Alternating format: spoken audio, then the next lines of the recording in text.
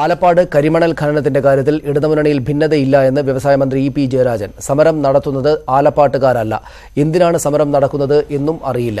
ഖനനത്തിനെതിരെ ഇതുവരെ ഒരു പരാതിയും ലഭിച്ചിട്ടില്ലെന്നും ഇ.പി. ജയരാജൻ പറഞ്ഞു. ഖനനം നിർത്തിവെക്കണമെന്ന് ആരെങ്കിലും ആഗ്രഹിക്കുന്നുണ്ടെങ്കിൽ അത് നടക്കില്ല, കമ്പനി പൂട്ടില്ലെന്നും വ്യവസായ മന്ത്രി കണ്ണൂരിൽ പറഞ്ഞു. ആര് സമരം നടത്തുന്നതും അവരാലോചിക്കട്ടെ. എന്തിനാണ് സമരം? ഇത്രയും നാൾ പറഞ്ഞിട്ട് ആലപ്പാട് ഇല്ലാതായി തീരുന്നു എന്നാണ് ഞാൻ കേട്ടത്. ഇപ്പോൾ ആലപ്പാട് പോയോ? ഇന്നലെ ഒരാൾ പറഞ്ഞിട്ട് പരിസ്ഥിതി പ്രശ്നമാണ്. ഏതാ വിഷയം? പരിസ്ഥിതി പ്രശ്നമാണോ, ആലപ്പാട് ഇല്ലാതാകുന്നതാണോ, അല്ലെങ്കിൽ മൈനിങ് പാടില്ല എന്നുള്ളതാണോ? എന്താ കാര്യം? മൈനിങ് നിർത്തിവെക്കണം എന്ന് ആരെങ്കിലും ആഗ്രഹിക്കുന്നുണ്ടെങ്കിൽ അത് നിർത്താൻ പോണില്ല. 240 കുടുംബങ്ങളെ വഴിയാധാരാക്കണമെന്നല്ലേ, അവരെ തൊഴിലില്ലാത്തവരാക്കി തീർക്കണമെന്നല്ലേ, ആ കമ്പനി പൂട്ടണമെന്നല്ലേ. കമ്പനി പൂട്ടാനല്ല ജനങ്ങൾ ഞങ്ങളെ അധികാരം ഏൽപ്പിച്ചിട്ടുള്ളത്. കൂടുതൽ വിവരങ്ങളുമായി കണ്ണൂരിൽ നിന്ന് മനു ഭരത് ചേരുന്നു. മനു, എവിടെ വെച്ചാണ് അദ്ദേഹം സംസാരിച്ചത്? വളരെ ദീർഘമായി തന്നെ അദ്ദേഹം സംസാരിച്ചുവല്ലോ. ഇത് സംബന്ധിച്ച സർക്കാരിന്റെ നിലപാടിന് ഒരു മാറ്റവും ഉണ്ടാവുകയില്ല, സമരക്കാരുമായി ചർച്ചയും ഉണ്ടാവില്ല എന്നതാണോ അദ്ദേഹം വ്യക്തമാക്കിയത്?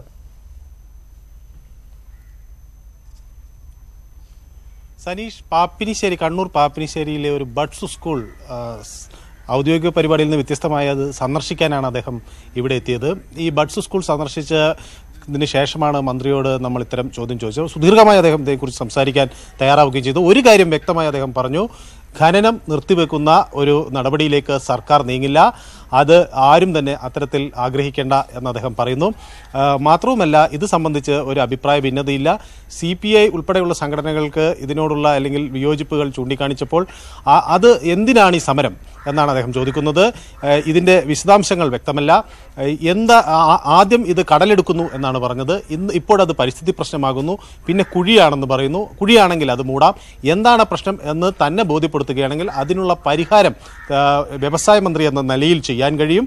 അതിനപ്പുറത്തേക്ക് ഒരു സ്ഥാപനം അടച്ചുപൂട്ടുന്നതിനെ കുറിച്ച് ആരും ആലോചിക്കുക വേണ്ട എന്ന് ഇ.പി. ജയരാജൻ അസന്നിഗ്ധമായി പറയുന്നു. മാത്രവുമല്ല, ഒരു സംസ്ഥാന സർക്കാരിന്റെ നിലപാട് പ്രകൃതി വിഭവങ്ങൾ ഉപയോഗിച്ചുകൊണ്ട് സംസ്ഥാനത്തിന്റെ സമ്പത്തും ആസ്തിയും വർദ്ധിപ്പിക്കുക, അതുവഴി സ്ഥാപനങ്ങൾ തുറക്കുക, തൊഴിൽ നൽകുക, ഇതാണ് സർക്കാരിന്റെ നിലപാട്. ഈ നിലപാടിൽ നിന്ന് പുറകോട്ട് പോകുന്ന ഒരു സാഹചര്യവും ഉണ്ടാകില്ല എന്ന് അദ്ദേഹം തറപ്പിച്ച് പറയുന്നു. അതുകൊണ്ട് തന്നെ ഈ ഖനനം ആലപ്പാട്ട് ഉണ്ടാക്കിയ അവിടെ ഭൂമി നഷ്ടമായി അല്ലെങ്കിൽ കടലെടുത്തു എന്ന് പറയുന്നത് അത് ശരിയായൊരു വസ്തുതയല്ല. അത് സുനാമി മൂലമാണ് ഭൂമി അവിടുന്ന് കടലെടുത്തിട്ടുള്ളത്. ബാക്കി പ്രദേശങ്ങൾ ഈ സംരക്ഷിക്കാനുള്ള കടൽ ഭിത്തി കിട്ടിയിട്ടുണ്ട്.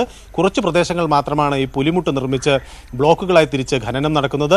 ആ പ്രദേശത്തിൽ ഖനനം തുടരും, അവിടെ കുഴി മൂടാനുള്ള സംവിധാനങ്ങൾ നടപ്പിലാക്കുകയും ചെയ്യും എന്നാണ് ഇ.പി. ജയരാജൻ വ്യക്തമാക്കുന്നത്. ഇ.പി. ജയരാജൻ അക്കാര്യത്തിൽ ഉറച്ചു നിൽക്കുകയാണ്. ഖനനം നിർത്തിവെക്കുകയില്ല, കമ്പനിയെ തകർക്കാനുള്ള ശ്രമമാണ് ഈ സമരത്തിന്റെ പേരിൽ നടക്കുന്നത് എന്നുകൂടി അദ്ദേഹം പറയാതെ പറഞ്ഞു വെക്കുന്നു. വിവരങ്ങൾ നൽകിയത് മനു ഭരത്.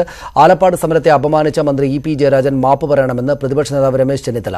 ആലപ്പാട് സമരം ചെയ്യുന്നവർ മലപ്പുറത്തുകാരല്ല, ആ നാട്ടുകാർ തന്നെയാണ്. ജനകീയ സമരം നടക്കുന്ന ആലപ്പാട് സന്ദർശിച്ച ശേഷം മാധ്യമങ്ങളോട് സംസാരിക്കുകയായിരുന്നു രമേശ് ചെന്നിത്തല. ഞാനിവിടെ അന്വേഷിച്ചു, ഒരു മലപ്പുറത്തുകാർ ഇവിടെ ഇല്ല. ആരെങ്കിലും അഭിവാദ്യം അർപ്പിക്കാൻ കോളേജ് കുട്ടികൾ വരുമ്പം അവർ ഏത് സ്ഥലത്തുള്ളവരാണെന്ന് അന്വേഷിക്കേണ്ട കാര്യമില്ല. സമരം ചെയ്യുന്ന ആലപ്പാടുകാർ തന്നെയാണ്. സമരം ചെയ്യുന്നവരെ ആക്ഷേപിച്ച മന്ത്രിയുടെ നടപടി അങ്ങേയറ്റത്തെ പ്രതിഷേധാർഹമായ കാര്യമാണ്. ഇവിടെ ഒരു മലപ്പുറത്തുകാരുമല്ല, ആലപ്പാട്ടുകാരാണ് ഇവിടെ ഉള്ളത്. സമരസമിതിയുടെ നേതാവ് ശ്രീ ശ്രീകുമാർ നമ്മോടൊപ്പം ടെലിഫോൺ ലൈനുണ്ട്. ശ്രീ ശ്രീകുമാർ, ഈ ഖനനം സംബന്ധിച്ച് ഒരു തിരിച്ചുപോക്കുമില്ല, ഖനനം നിർത്തിവെക്കുകയില്ല എന്ന് കൃത്യമായി പറഞ്ഞിരിക്കുകയാണ് ഇ.പി. ജയരാജൻ. എന്ത് ചെയ്യും സമരസമിതി?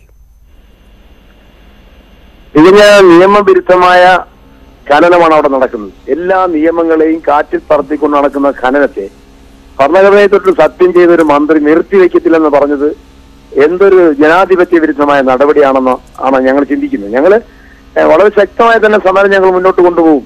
കേരളത്തിലെ ജനങ്ങൾ ഞങ്ങളോടൊപ്പം നിൽക്കും. ഈ സമരത്തെ ആദ്യം സംശയദൃഷ്ടിയോടുകൂടി കണ്ടവരൊക്കെ ഈ സമരത്തിന്റെ പിന്തുണ പ്രഖ്യാപിച്ചുകൊണ്ട് ഇവിടെ എത്തിച്ചേരുന്ന ഒരു കാഴ്ചയാണ് ഞങ്ങളിപ്പോൾ കണ്ടുകൊണ്ടിരിക്കുന്നത്. ഈ സമരത്തിന്റെ സത്യസന്ധതയെ ചോദ്യം ചെയ്യുന്നവരൊക്കെ നേരിട്ട് വന്ന് കണ്ട് ഈ പ്രദേശത്തെ കാര്യങ്ങൾ ബോധ്യപ്പെട്ടുകൊണ്ടിരിക്കുകയാണ്. അതുകൊണ്ട് കേരളത്തിലെ പൊതുസമൂഹം ഈ സമരത്തിനോടൊപ്പം നിൽക്കുമെന്ന് ഞങ്ങൾക്ക് വിശ്വാസമുണ്ട്. അതായത് ശ്രീകുമാർ, അദ്ദേഹം പറഞ്ഞത് മന്ത്രി എന്ന നിലക്ക് ഈ അധികാരത്തിൽ വന്നതിന് ശേഷം ഒരു പരാതി പോലും അവിടെ നിന്ന് ലഭിച്ചിട്ടില്ല. ഈ നാട്ടുകാരുമല്ല ഈ സമരം നടത്തുന്നത്. അവിടെ രാജാവിന്റെ കാലം മുതൽ നടക്കുന്ന ഖനനമാണ്. ആ ഖനനം നിർത്തുകയാണെങ്കിൽ ആ കമ്പനി പൂട്ടിപ്പോവുകയാണ് ഉണ്ടാവുക. കമ്പനിയെ പൂട്ടിക്കാനുള്ള ചിലരുടെ ശ്രമമാണ് ഇതിന് പിന്നിൽ.